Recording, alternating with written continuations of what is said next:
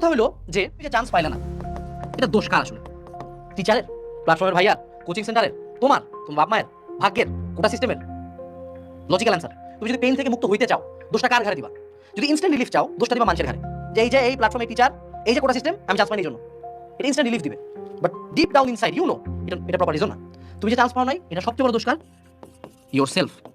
তুমি যখন একটা জিনিসের দোষ স্বীকার করো, তুমি যখন একটা জিনিস রিয়েলাইজ করো, তুমি যখন জিনিস মানে নাও, যে কোনো কষ্ট থেকে বের হওয়ার সবচেয়ে বড় উপায় হলো মানে নেওয়া, একসেপ্টিং দ্য ফল্ট।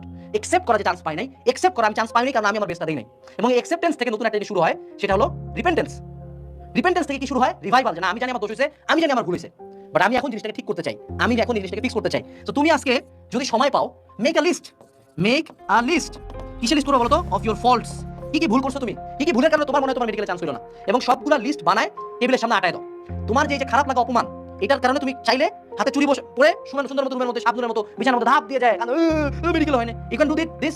অথবা প্রত্যেকটা খারাপ কমেন্টের স্ক্রিনশট রাখা, প্রত্যেকটা মানুষের চেহারা খেয়াল রাখা, প্রত্যেকটা মানুষ যারা কথা শুনেছে তাদের কথা খেয়াল রাখা, এন্ড সেগুলোকে মনের মধ্যে পোষা।